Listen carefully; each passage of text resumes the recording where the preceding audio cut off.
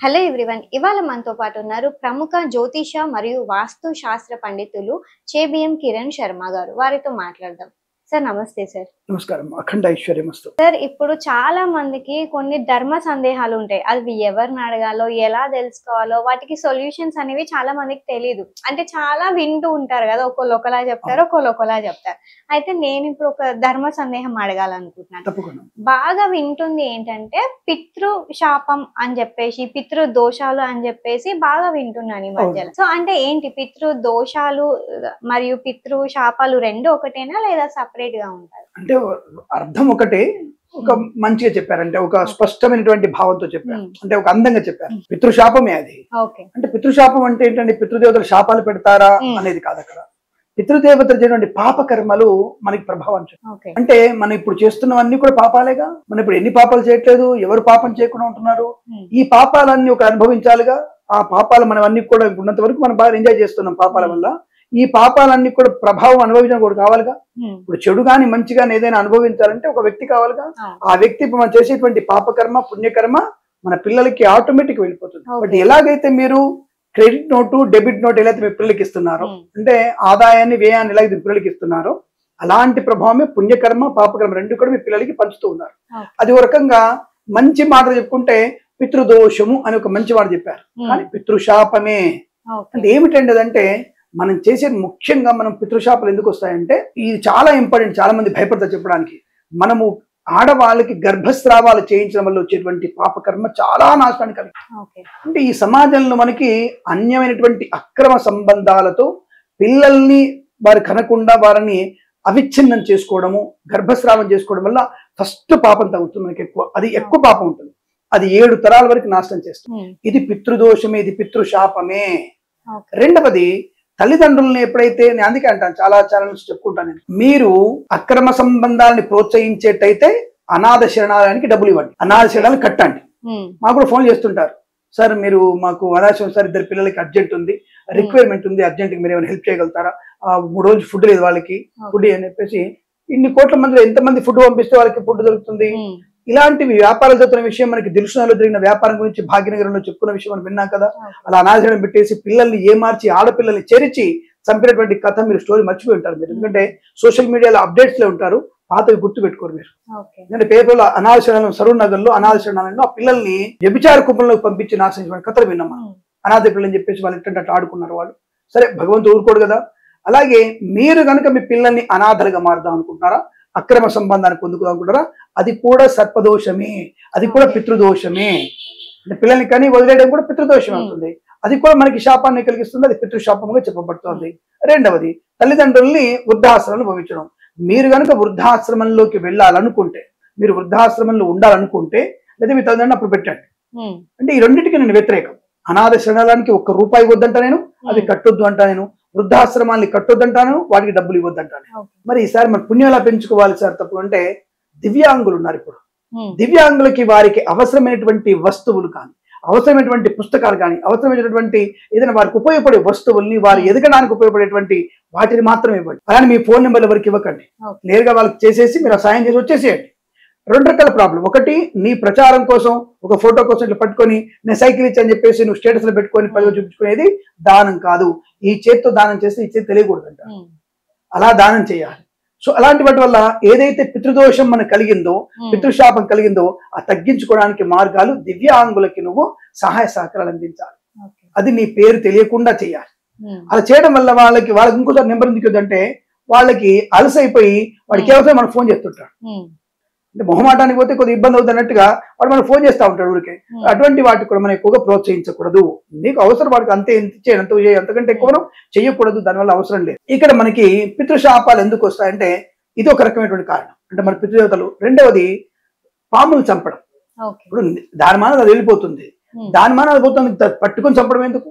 ఇప్పుడు ఈ మధ్య మనం చూస్తున్నాం, కొంతమంది దుర్మార్గపు వ్యక్తులు, మతోన్మాదులు, అలా మన సనాతన ధర్మం గురించి, హిందూ మతం గురించి తప్పుగా మాట్లాడతారు. అటువంటి మతోన్మాదులు ఒక కోతిని చెట్టు కట్టేసి నానాహింస చంపిన విషయం చూసాం. ఏనుగు కడుపులోకి బాంబులు పెట్టిన విషయం చూసాం మనం. అంటే ఇటువంటి వ్యక్తులైనటువంటి సమాజం మనం ఆ శాపం తోలుకుంటుందా? నీ 7 తరాల వరకు నీ చెల్లెలు, నీ తల్లి, నీ పిన్ని, నీ బాబాయ్, వీళ్ళ పిల్లలందరికీ కూడా ఏదైతే నువ్వు జీవాన్ని ఇబ్బంది పెట్టి చంపావో అటువంటి ఇబ్బందులు తప్పకుండా పడతావు. అది కూడా పితృదోషమే, పితృశాపమే. నువ్వంటే కొడుకు ఇప్పుడు, కానీ నీవు నీ తర్వాత మనవడికి నువ్వు పితృదేవతవేగా, ఆ పితృశాపం అది కలుగుతుంది. అటువంటి పితృశాపాన్ని వాడి ప్రభావంతో నష్టాన్ని పొందుకునే అవకాశం. ఇవన్నీ పితృశాపంలోకి వస్తాయి. పామును చంపిన, అనవసర జంతువుల్ని మనం హింస పెట్టి బలి ఇచ్చిన, నాశనం చేసిన, అలాగే అనవసర ఆడపిల్లల్ని చెరిచిన, ఇవన్నీ కూడా పితృశాపంలోకి వస్తాయి. దాన్ని అనుభవించక తప్పదు, ఎట్టి పరిస్థితులు అనుభవించాల్సిందే.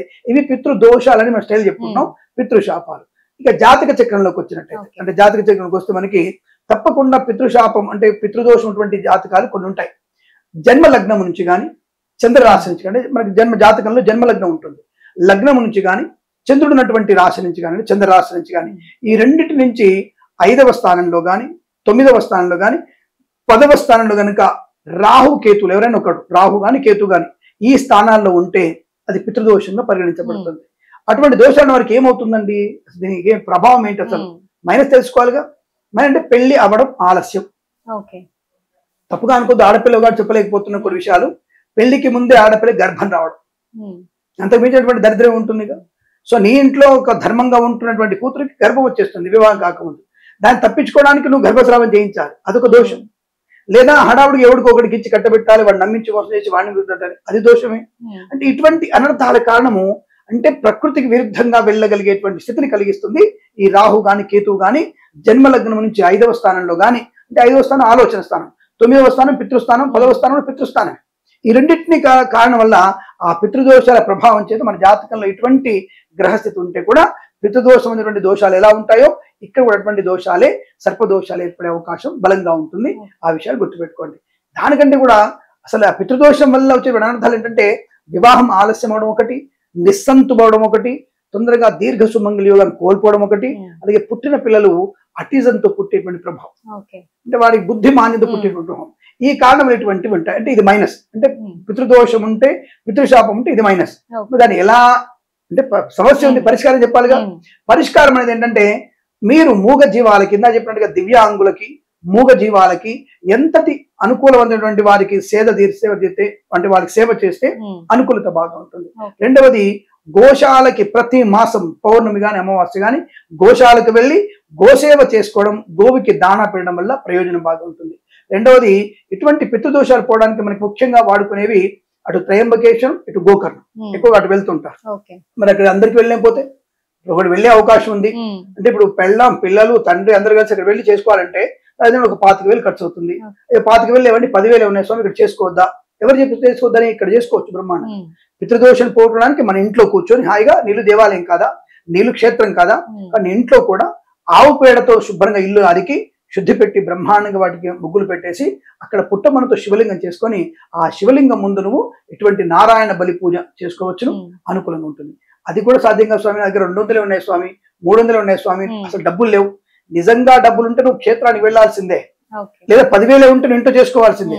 అది కూడా లేదు. శివలింగం ముందు 3 మినప ముద్దలు, మినప పండితో ముద్దలు చేసి 3 పిండాలు పెట్టేసి ఆ పిండాల మీద తిలతర్పణ పెడితే చాలు, ఈ పితృదోషం పోతుంది. అంటే ఈ డబ్బు ఉంది, డబ్బు బాగా ఉంది, 2 కోట్లు 3 కోట్లు ఉన్నాయి, పిండాలు చేసి నేను పెట్టేస్తానంటే మాత్రం అదొక పితృదోషం ఏర్పడుతుంది. నీ కుండి చేయకపోతే కష్టం కదా. నువ్వు నిజంగా లేకపోతే నువ్వు అలా చేయొచ్చు, నో ప్రాబ్లం. సమయం లేకపోతే ఇక్కడే చేసుకోవడానికి ఖర్చు పెట్టి ఇక్కడ చేసుకోవచ్చు, కానీ ఖర్చు బాగానే అవుతుంది. అది అలా దోషం పోవడం ఇలా చేయాలి, తప్పకుండా చేయగలిగితే అలా చేసి ఆ దోషాన్ని పోగొట్టుకునే ప్రయత్నాన్ని తప్పకుండా చేయవచ్చు. అలాగే మీరు మినుములు, ఉలవలు రెగ్యులర్ గా దానం చేసుకుంటే కూడా అనుకూలవంతమైన శుభయోగాలు.